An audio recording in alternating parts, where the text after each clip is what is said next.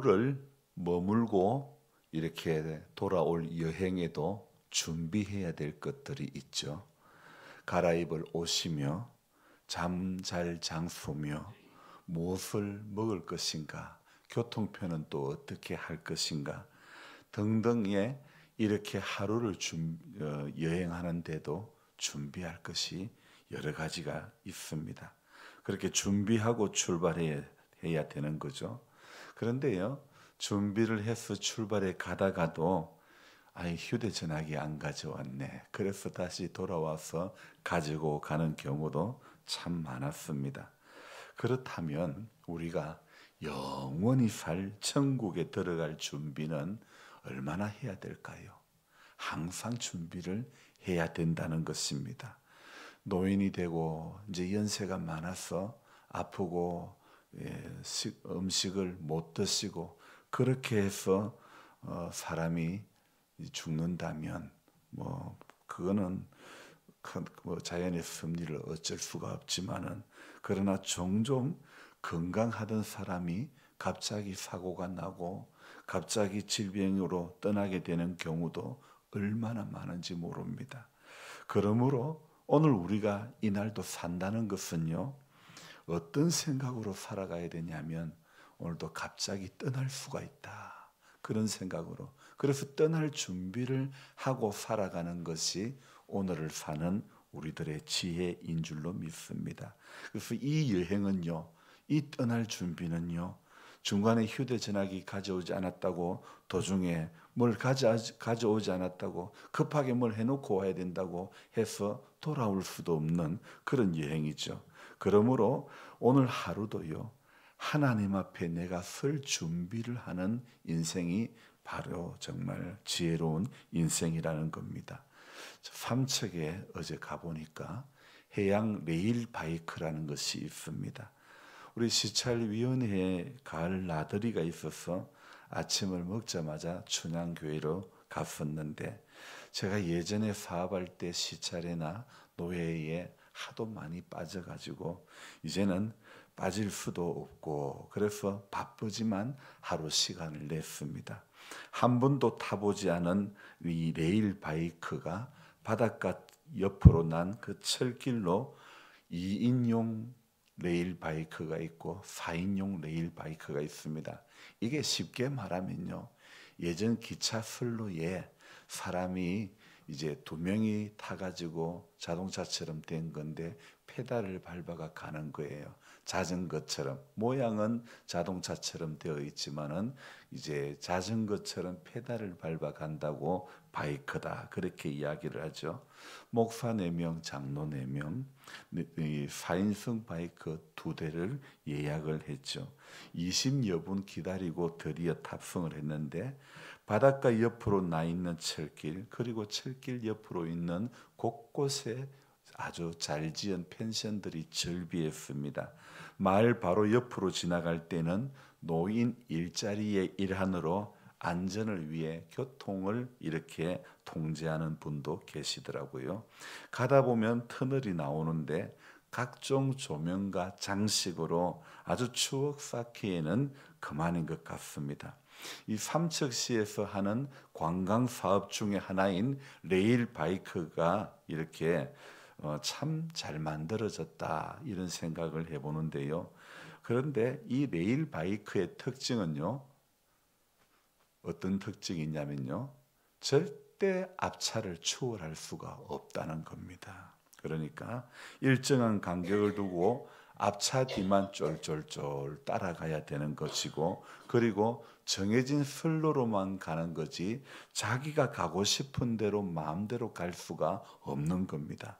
그리고 또 앞차와의 간격이 좁아지면 브레이크를 잡아주어야 한다는 것.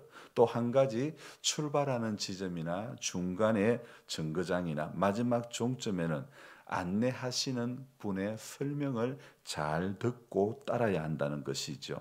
여러분, 인생에서야 나이가 젊은 사람도 사고로 갑작스런 질병으로 먼저 떠나갈 수도 있지만, 레일 바이크는요, 언제나 출발 순서대로 종점에 들어가더라고요. 그래서 절대 추월할 수가 없는 겁니다. 이런 점에서는 인생과는 다르지만은 그러나 이거 참 공평하다 이 생각을 해보았습니다. 어쨌든 아무튼 이 뭐 공평하다고 말하는 것이 맞나 질서가 있다고 말해야 되는 것이 맞을지 이게 잘 사는 사람이나 못 사는 사람이나 잘난 사람이나 못난 사람이나 뭐 젊은 사람이나 늙은 사람이나 언제나 탄 순수대로 꼬린점의 마지막 종점에 도착하더라고요. 그리고 또 자기가 보고 싶은 것 보려고 타는 게 아니라 보여주는 것만 보려고 타는 거죠. 그래서 정해진 선로로만 가는 거죠. 여기서 저는 신앙의 정로를 배우게 됩니다. 여러분 신앙도 마찬가지입니다. 인생은 자기가 하고 싶은 것 하고 자기가 보고 싶은 것 보고 자기가 가고 싶은 곳을 가는 것이 아니라 믿음의 정로를 간다는 것은 하나님께서 보여주신 것을 보고 하나님께서 정해놓은 선로를 이렇게 그 선로로만 다녀야 되는 겁니다.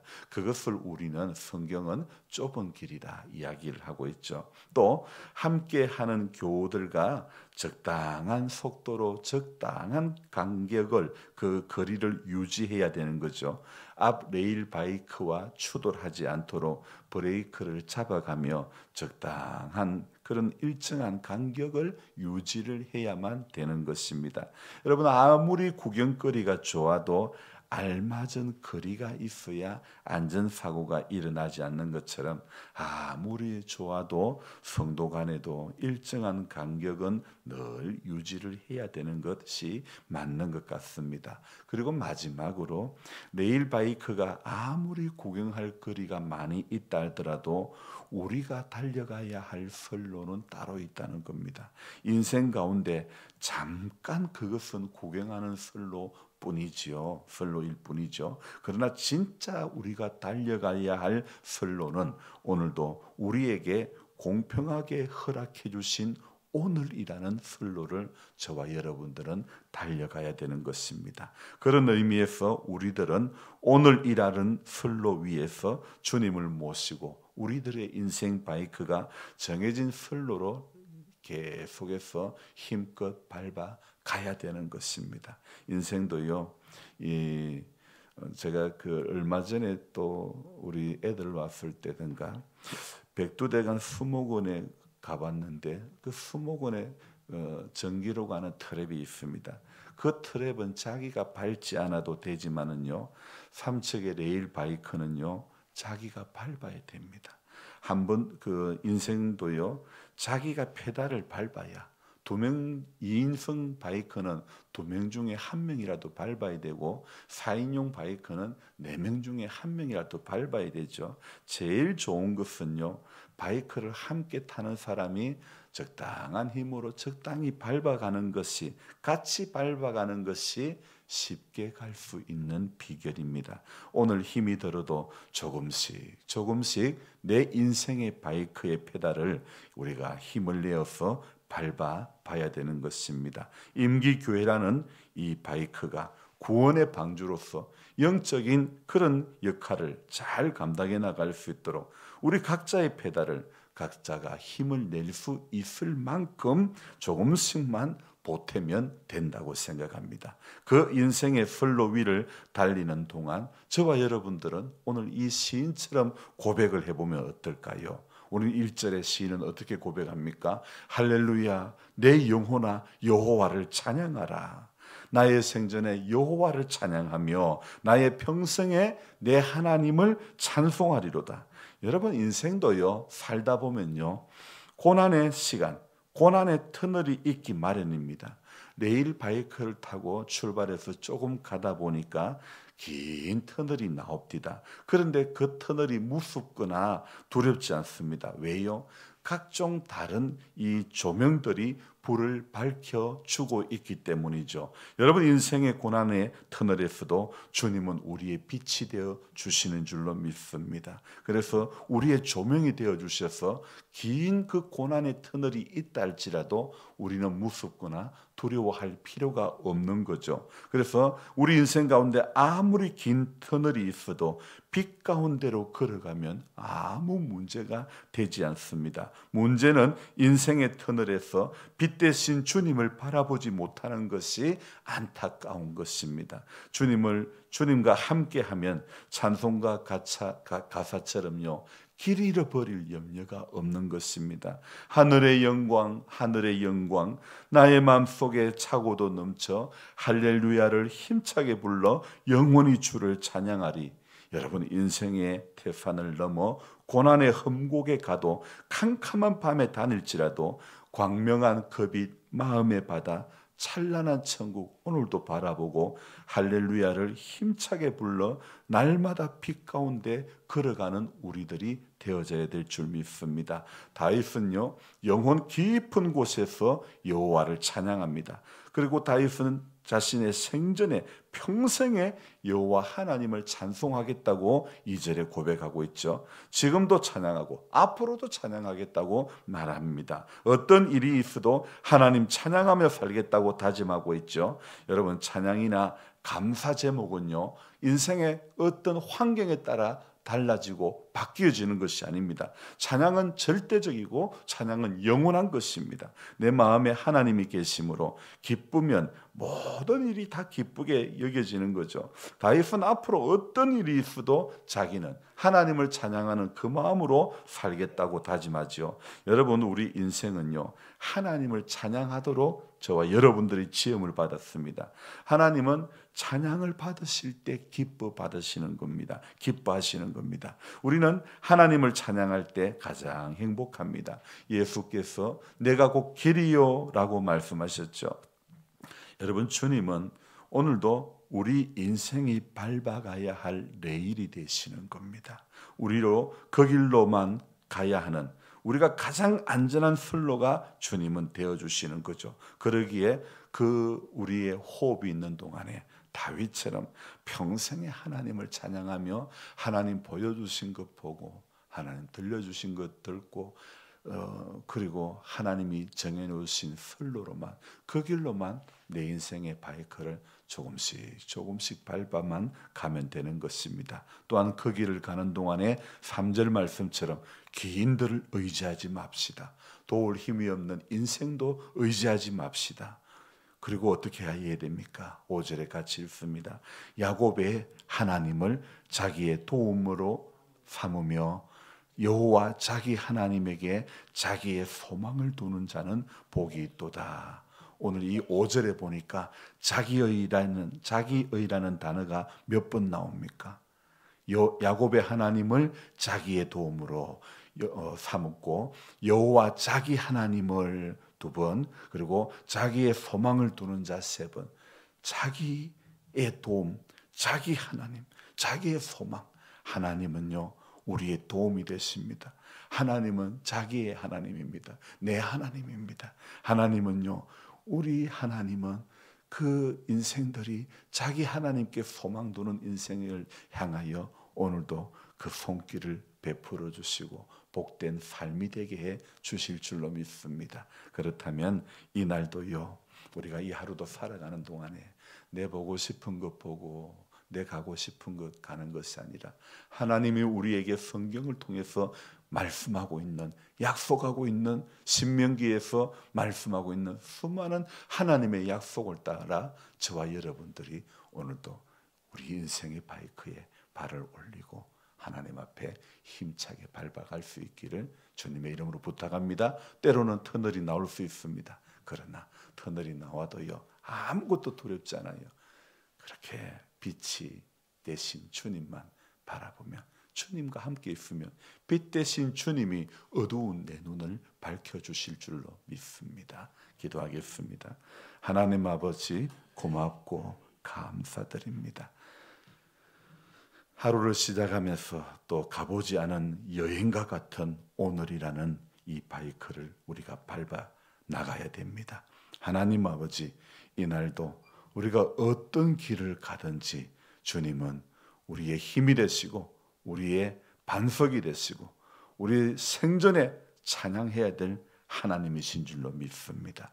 우리가 하나님을 찬양하고 우리가 하나님을 예배하는 것이 하나님 어떤 조건이 주어졌을 때만 예배하고 시간적 여유가 있을 때만 찬양하는 것이 아니라 하나님 오늘 시인의 고백처럼 나의 생전의 여호와를 찬양하며 나의 평생의 내 하나님을 찬양하리로다. 이것이 우리들의 영원한 고백이 되게 하여 주시옵소서. 우리는 주님이 열어주시는 선로 되신 주님의 길만 따라갈 때에 가장 안전한 인생의 여정이 될 수 있을 줄로 믿습니다.